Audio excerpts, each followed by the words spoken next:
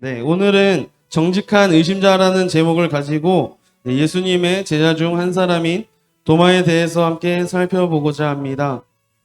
네, 사람은 사람마다 이미지가 있고 또 색깔이 있습니다. 네, 우리나라에서 되게 유명한 장군이죠. 이순신 장군을 딱 생각했을 때 바로 거북선이 떠오릅니다. 네, 그 이순신이라는 그 사람은 네, 그 일평생을 거북선을 만든 것도 아니었고요. 뭐 거북선을 만들려고 지시는 했겠지만 뭐 직접 뭐 나무를 재단하고 뭐 어떻게 해서 직접 만들진 않았을 겁니다. 근데 그럼에도 이순신이라는 그 사람을 떠올렸을 때 네, 거북선 그 한 단어로 설명할 수 있는 설명할 수 있다는 것입니다. 그리고 또 성경에 등장하는 수많은 인물 중에서도 에녹이라는 사람이 있는데요. 네, 그 에녹은 365년을 살았다고 기록되어 있지만, 네, 성경에서는 하나님과 동행한 사람이었다. 이 한 줄로 설명되고 있습니다. 그렇다면 오늘 본문에 등장하는 도마는 네, 어떠한 이미지를 가지고 있을까요? 네, 맞습니다. 감사합니다. 네, 그 의심이라는 그 메인 단어를 가지고 있는 게 그 도마의 모습입니다. 네, 의심하는 도마, 뭐 의심 많은 제자 도마. 네, 뭐 이렇게 도마를 말할 때 의심하는 사람, 뭐 이런 타이틀이 꼬리표처럼 계속 따라 붙는데요. 네, 그 외에도 많은 그 다른 말로 표현할 수 있는 것이 많이 있는데, 네, 함께 알아보도록 하겠습니다. 네, 요한복음에서는 3번에 걸쳐서 도마에 대해 기록이 되어 있는데요.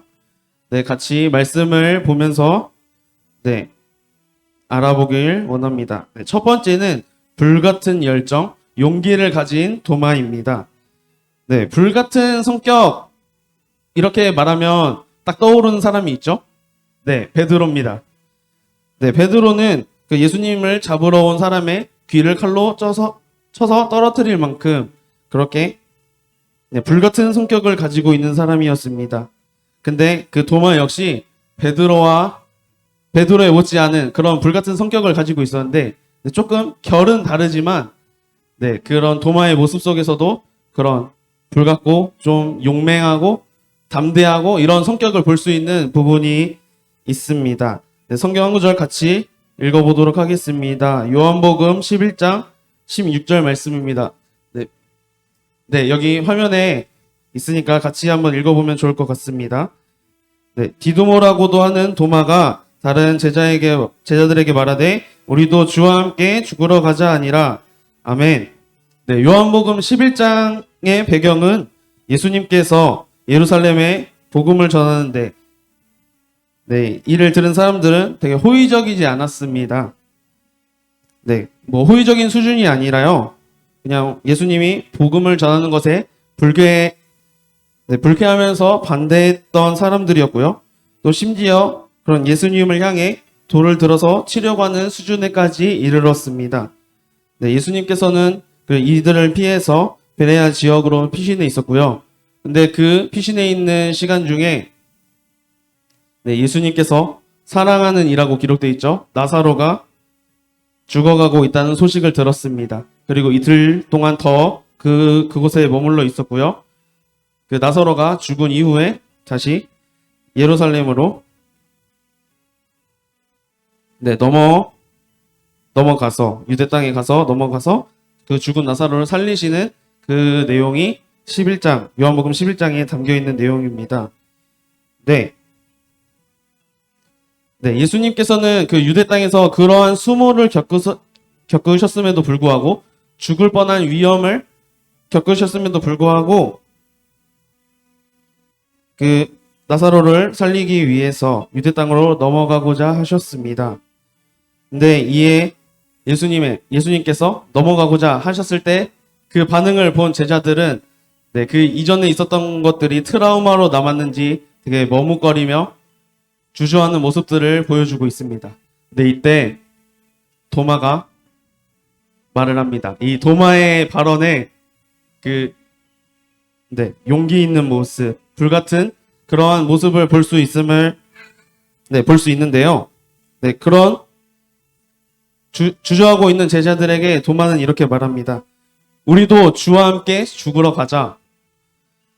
네, 어떻게 보면 이 도마의 말은 극단적으로 보일 수도 있고요. 비관적으로 생각하고 말한 것으로도 보일 수 있습니다. 하지만 그만큼 도마 자신에게 있어서 그리고 그렇게 주저하고 있는 제자들의 모습 속에서 다른 용기가 필요했던 것이고 그만한 도전이 필요했던 것은 사실입니다. 그래서 도마의 이런 성격이 또 불같은 열정이 그런 용기가 다른 제자들에게 큰 도전이 되었을 것입니다. 두 번째는 솔직하고 정직한 성격을 가진 도마입니다. 요한복음 14장에서는 예수님의 고별 설교가 기록되어 있습니다. 예수님께서는 제자들에게 예수님 자신은 하나님께로 갈 것임을 말씀하시면서 그곳에서 제자들을 위한 거처를 예비하러 가신다고 말씀을 하시는데요. 내가 어디로 가는지 그 길을 너희가 아느니라 라고 말씀하셨습니다. 또 이에 도마가 다시 한번 질문을 합니다. 요한복음 14장 5절 말씀인데요. 같이 읽도록 하겠습니다. 도마가 이르되 주여 주께서 어디로 가시는지 우리가 알지 못하거늘 그 길을 어찌 알겠사옵나이까. 아멘. 도마의 이 질문에서 도마의 솔직한 성격이 드러납니다. 지금까지 저의 학창 생활을 돌아봤을 때 대학에 가고 대학원에 가서야 좀 질문을 하고 하지 과거에 저를 비롯해서 또 대부분의 학생들이 학교에서 수업을 듣거나 교회에서 성경 공부를 한다거나 이런 상황 속에서 자신이 모르는 거, 이해가 잘 되지 않는 거 딱 받았을 때 질문을 잘 하지 않는 편입니다. 어쩌면 그 질문들 때문에 자신의 부족함이 드러나고 그게 어떻게 치부로 보일까봐 좀 그런 것들이 두렵고 무서워서 그렇게 좀 주저하는 모습들을 보이는 것 같은데요. 하지만 도마는 그 예수님께서 말씀하신 것에 있어서 자신이 모르는 것을 두려워하지 않았고요. 또 주변의 시선들을 신경 쓰지 않았습니다. 솔직하게 모르겠다고 물어볼 수 있는 그런 사람이었습니다. 어떻게 보면 되게 황당해 보일 수도 있는 이 질문입니다. 예수님께서 따라오라고 하는데 그 길이 뭐예요? 이렇게 물어보는 거. 그냥 예수님께서 하신 길을 따라가면 되는 것인데도 어떻게 보면 황당해 보일 수 있는 그 질문으로 인해서 주님의 멋진 대답을 듣게 되었습니다. 우리가 잘 알고 있는 말씀인데요. 내가 곧 길이요 진리요 생명이니 나로 말미암지 않고는 아버지께로 올 자가 없느니라. 도마의 이 질문으로 인해서 예수님의 방식을 따를 때 예수님께서 걸으셨던 그 길을 걸을 때 진리를 이해할 수 있고 또 영원한 생명에 이를 수 있게 됨을 알게 됩니다. 세상의 수많은 종교들은 자신들의 사상을 진리라고 가르치고 있습니다. 하지만 그 어떤 종교의 신이나 지도자들은 자신을 길이라고 가르치진 않습니다. 참된 진리를 가지고 참된 길 대신 예수님을 따르는 삶 살기를 간절히 소망합니다. 마지막 세 번째, 도마의 불신과 도마의 신앙 고백이 이어지는 부분입니다. 오늘 본문에 기록되어 있는 말씀 부분인데요. 이 부분 역시 솔직하고 정직한 도마의 성격을 보여줍니다. 요한복음 20장에는 예수님께서 부활하신 이후에 막달라 마리아를 비롯하여 많은 제자들을 만나는 이야기가 나옵니다. 유대인들이 두려워서 그 제자들은 모여 있음에도 불구하고 문을 닫고 있었고요. 그런 제자들에게 예수님께서는 찾아오셨습니다. 그리고 그런 제자들에게 그 손에 있는 못자국과 옆구리에 있는 창자국을 보여주시면서 제자들을 안심시켰습니다. 근데 그런 제자들은 두려워서 문을 잠그고 벌벌 떨고 있었음에도 불구하고 도마는 그게 무슨 깡이 있었는지 자기는 잡혀서 죽어도 상관이 없었는지 자유롭게 돌아다니고 있는 모습을 볼 수 있는데요. 그 도마가 돌아왔을 때 그 다른 제자들은 부활하신 예수님을 만나고 기쁨과 평안을 누리고 있을 그때에 도마가 들어왔습니다. 그리고 제자들이 도마 어디 갔다 왔어? 우리 예수님, 부활하신 예수님을 만나는데 너 못 봤잖아. 어디 갔다 왔어? 이러고 있는데 도마의 반응은 어땠죠? 믿을 수 없다고, 내가 그 직접 보고 못자국을 만져보고 창자국을 만져보지 않는 이상 나는 믿을 수 없다라고 말했던 그런 도마의 모습이었습니다. 네, 단순히 그냥 그렇게 말했다라는 것은 지금까지 본 도마의 성격으로 보았을 때 뭐 단순히 그냥 제자들만이 말한 게 아니라 뭐 수백 명, 수천 명이 그걸 보고 말했다 한들 도마는 믿지 않았을 것입니다. 네, 이는 하지만 이 도마의 믿을 수 없겠다고 했던 그 말은 단순히 그냥 부정적인 의심이 아니라 믿음에 의한 십자가의 흔적을 보고 싶어 하는 그런 순수한 모습의 의심이지 않았을까 하는 생각이 듭니다. 네, 8일이 지난 후에 예수님께서 다시 제자들에게 오셨고요. 그리고 예수님께서는 도마를 먼저 찾아서 말씀을 하십니다. 내 손가락을 이리 내밀어 내 손을 보고 손을 내밀어 내 옆구리에 넣어보라. 그리하여 믿음 없는 자가 되지 말고 믿는 자가 되라. 이렇게 말씀하시는데요. 네, 예수님께서는 도마에게 직접 손을 내밀어서 손에 못자국을 또 옆구리에 청자국을 보여주시고 또 믿음 없는 자가 되지 말고 믿는 자가 되라라고 말씀을 하시면서 도마의 의심을 해결해 주셨습니다. 이때 도마는 나의 주님이시여 나의 하느님이시니이다 라고 고백합니다. 네, 부활하신 예수님을 만난 이후로 도마의 의심은 믿음의 기회가 되었고요. 강한 확신이 되었습니다. 이런 도마의 의심은 그리스도인에게 있어서 가장 핵심되는 고백이 되었습니다. 이렇게 예수님의 인도하심과 성령을 체험한 도마는 후에 인도로 선교를 가서 복음을 전하였고 또 무릎을 꿇고 있는 자세로 창에 찔려 순교하였다고 여러 문서들을 통해 전해지고 있습니다. 네, 말씀을 맺으려고 하는데요. 네, 제가 말씀을 처음에 시작할 때 이순신과 에녹을 예로 들면서 사람마다 떠오르는 이미지가 있고 색깔이 있다고 했었습니다. 네, 여러분들은 지나온 삶을 한마디나 한 단어로 압축하고 설명할 수 있다면 어떤 단어로 설명을 할 수 있겠습니까?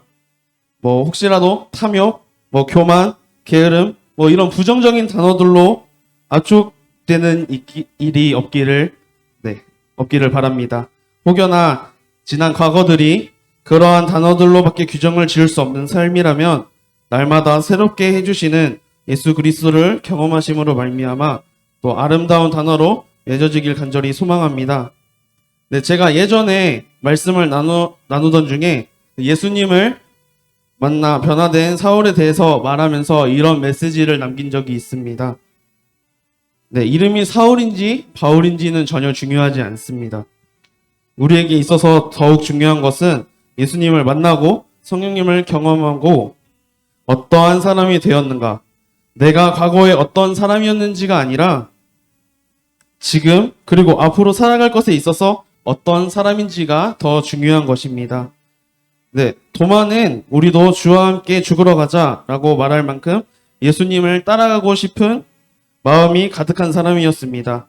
이런 열정이 있던 도마였지만 예수님의 부활은 도저히 믿어지지 않는 사건이었던 거죠. 네, 그 이유는 무엇일까요? 예수님께서 십자가에서 돌아가실 때 그런 예수님을 내버려 두고 도망가는 예상하지 못했던 자신의 모습을 바라보았기 때문입니다. 이처럼 자신의 영적 실패가 하나님을 향한 의심의 뿌리가 될 수 있습니다. 믿고 싶지만 믿어지지 않기 때문에 이는 의심으로 이어지게 되고요. 그렇기 때문에 그런 의심의 출발점은 또 믿음이라고 볼 수 있는 것 같습니다. 우리가 세상 가운데 살아가면서 수많은 어려움들을 경험하죠. 그 과정 중에서 넘어지고 무너질 수 있습니다. 그렇게 무너져 있는 가운데 하나님의 말씀이 또 예수님께서 보여주셨던 그런 일들이 의심이 될 수 있는데 그 의심들이 믿음의 기회가 되기를 간절히 원합니다. 무너져 있을 때 주님을 만나기 위해서 또 넘어질 때마다 일어나기 위해서 정직하고 솔직한 도마와 같은 마음으로 고백하며 온전한 믿음을 가지고 또 예수님을 보지도 않고 믿어 하나님 나라에서 예수님께 칭찬받는 우리 함께 가는 교회 가족분들이 되기를 간절히 주님의 이름으로 축복합니다. 기도하도록 하겠습니다. 사랑의 하나님, 오늘 말씀에 기록된 도마의 삶을 들여다보았습니다.